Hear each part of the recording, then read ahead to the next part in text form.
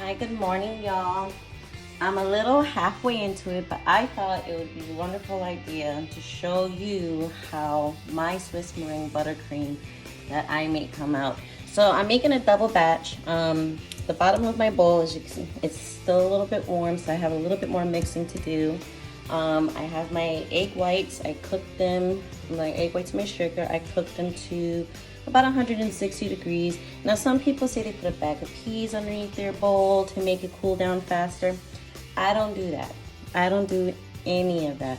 I just let, I guess, nature take its course. So I already started whipping it and it's pretty much almost done with the whipping process, okay? And I'm gonna continue on. I'm using my KitchenAid mixer and the speed is up to 8.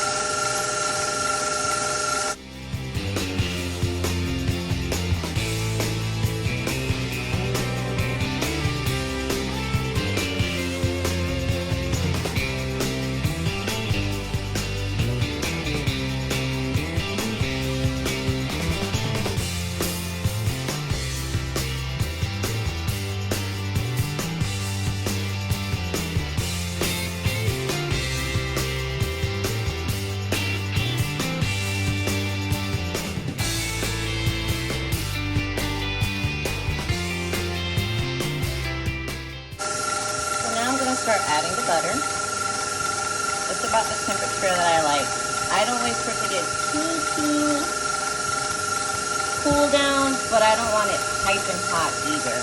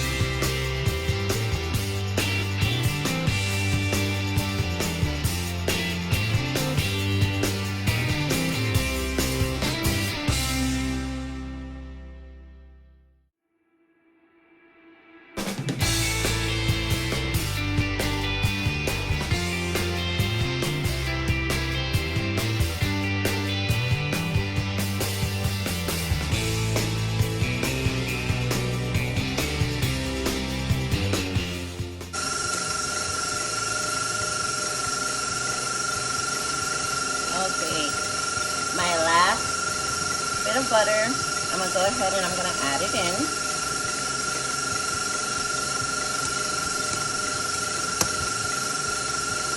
As you see, it's just mixing. I'm not doing anything but adding it in piece by piece. My bowl now is at room temperature.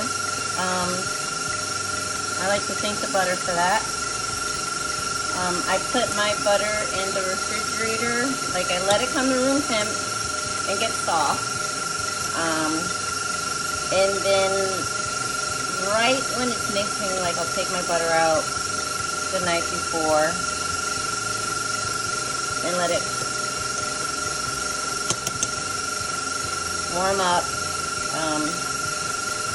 And then right as I start mixing it, I'll put it back in the refrigerator. I know it's counterproductive, So I put it back in the refrigerator during the mixing time. And right when my bowl gets to the temperature that I like, I pull the butter out. It's still soft, but it's not so soft where it's gonna make my buttercream completely flatten out. Now if you notice, I don't know if you noticed or not, the egg whites went from a stiff to a little bit loose, but it hasn't broken. Since the temperature is getting a little bit warmer, and I need my buttercream to hold up, I'm going to use high ratio shortening instead of the original amount of butter that should be in the recipe.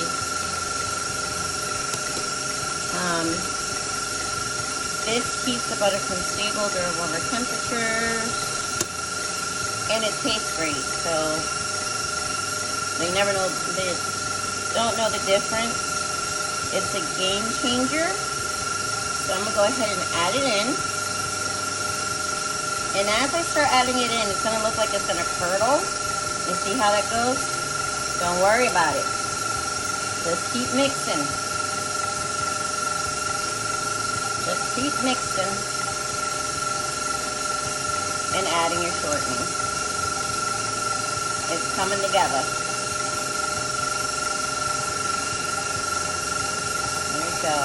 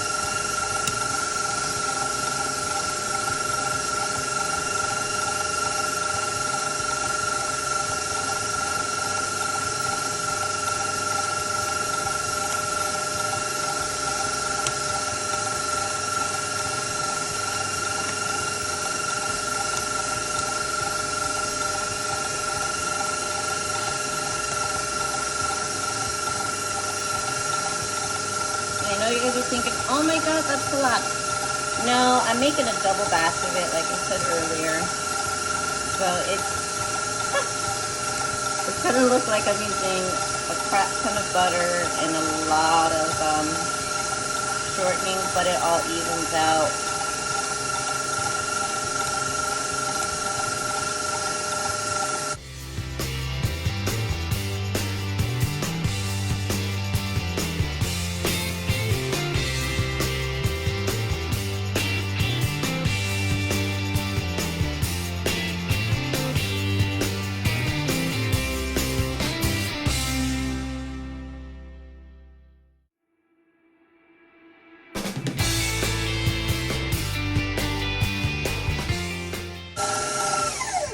Look at that. It looks creamy already, doesn't it? But it's not done yet.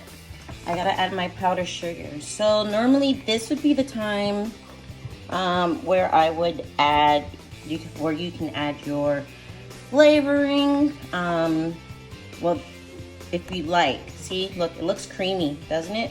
But I'm not done. I have to add my powdered sugar to it. I love this. So at this time, you can add your flavoring, your vanilla, whatever flavor you like in there. You can add your powdered strawberry bits in there, or your color. But I found that I have less issues with the egg whites when I add the flavoring to my egg whites while I'm cooking it. Leave that in there. I have my powdered sugar in there. So bear with me, this is gonna be a mess. Sorry, like I was saying, I found that your Swiss meringue buttercream doesn't have as much trouble, or it doesn't seem as, they say, loose when you add the, especially liquid flavoring,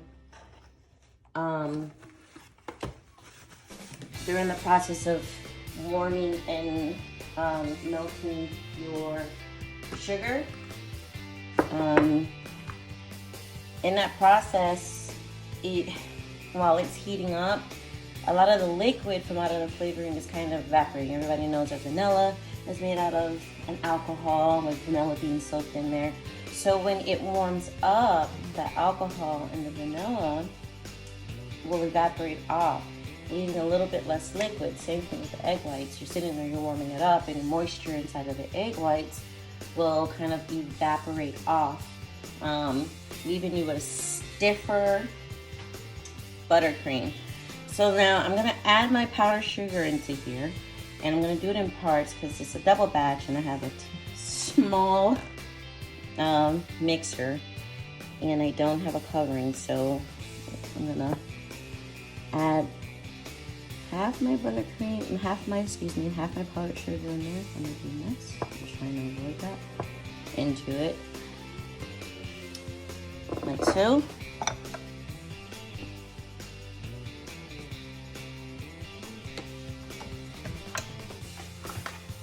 And for those of you who don't have the fancy covers, which I don't, I'm going to take a nice piece of saran wrap or cling wrap, plastic wrap, whatever y'all will call it nowadays. And I'm going to wrap it around my bowl because I really don't want to clean up the mess today. Well, any more mess than I have to. Like so.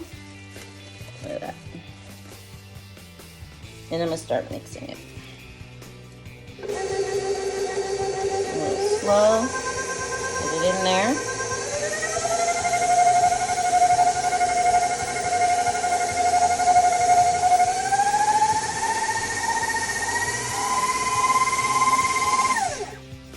Alright. That's just a little bit. I got a lot to add in there. A lot to add in. And there we go.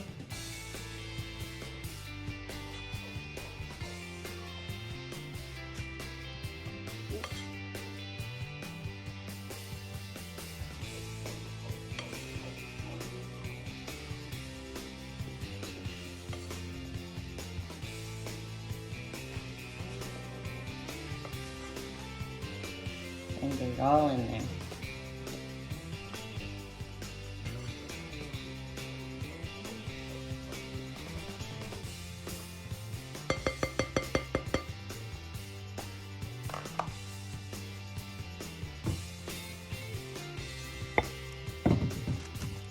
Ta-da! There we go. I'm going to raise it back up. Oh boy. Get this here wrapped around. Way less mess than I would normally have without using my little cling wrap.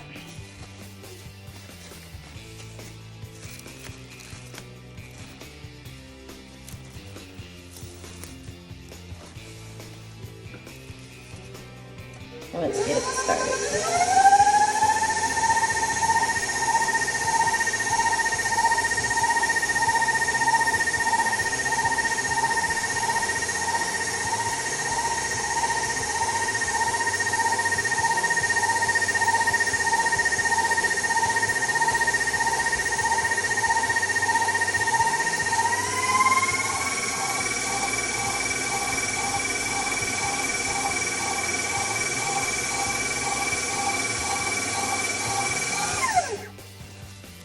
Okay, I still have powdered sugar in the bowl. It's not a problem. I'm gonna go ahead and scrape down the sides, like so. Making a little mess, but again, it's definitely not as much mess as it would have been. And at this time, I'm also going to switch my, from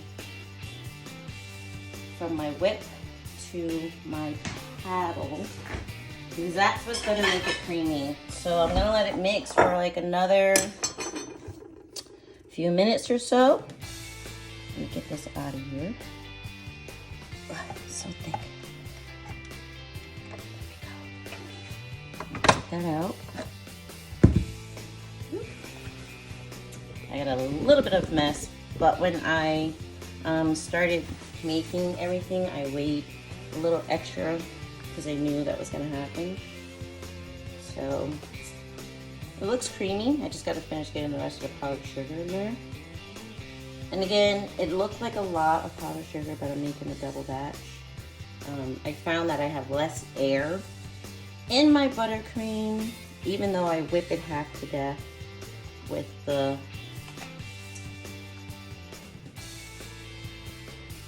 whisk attachment.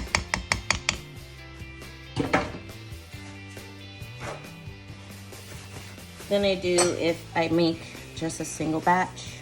It's not enough space in the mixer to get a lot of air in there, but that's okay. So I'm gonna put my paddle attachment on, and I'm gonna let it mix and scrape down the sides of the bowl. Sorry guys.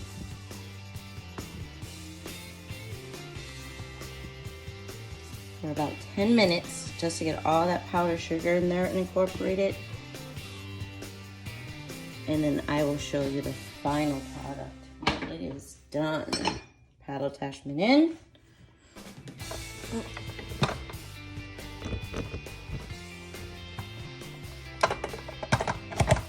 Back to the mixer.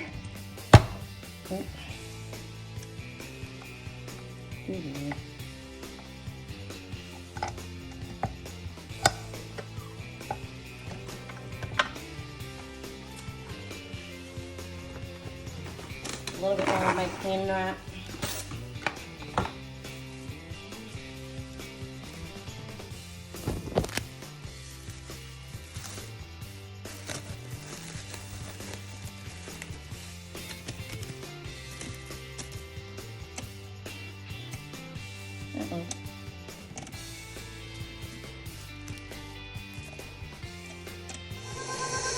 So I'm just letting it mix and finish incorporating the rest of the powdered sugar in there.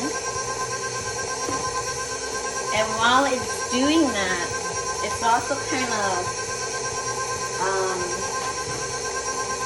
deflating it, I guess you would say. It's getting some of that air out of there. Some people say they can take a spatula and push on it. I don't do that. That's just a lot of extra. Got a lot of powdered sugar everywhere.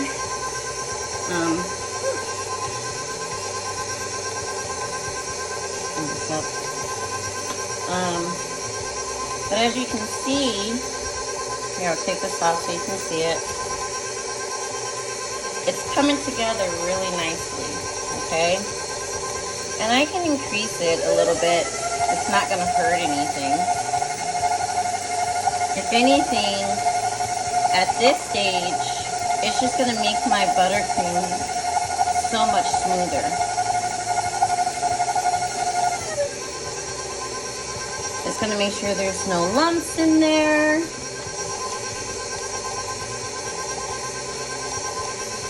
And I'm gonna have a smooth, non-airy buttercream at the end of this process. Look at that, isn't it nice? Let me get these little bit of sides in there. You want everything to be smooth.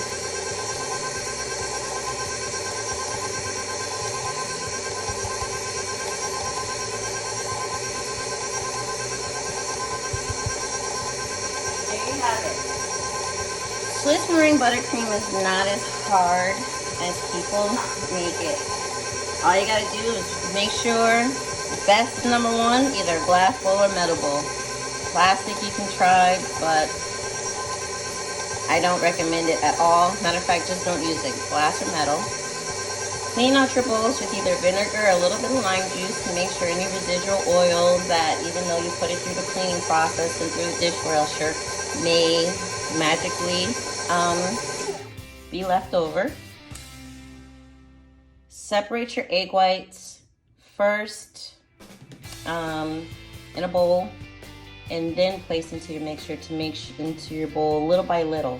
I would crack 2 eggs with egg whites, and then place it in my mixing bowl. 2 eggs, place it in my mixing bowl, and in that way you don't accidentally crack an egg and then get yolk into your entire egg white if you make a mistake. You only have to throw out those 2 and start from there. And then the cooking process.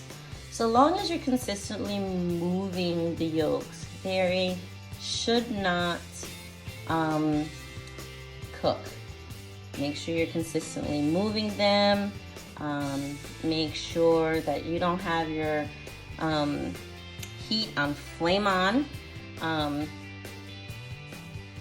Because if your heat is too high, of course it's gonna cook, but you don't want it too low because, well, let's just face it, you don't want to be sitting at the stove top the entire time. So, and then just a little bit of love and attention. Look at that. I'm gonna let this mix just a wee bit more because I see a few air bubbles in there. But that's okay. But you see how smooth that is? Look at that. That is gonna spread beautifully on my cake with no issues. I'll see you guys next time.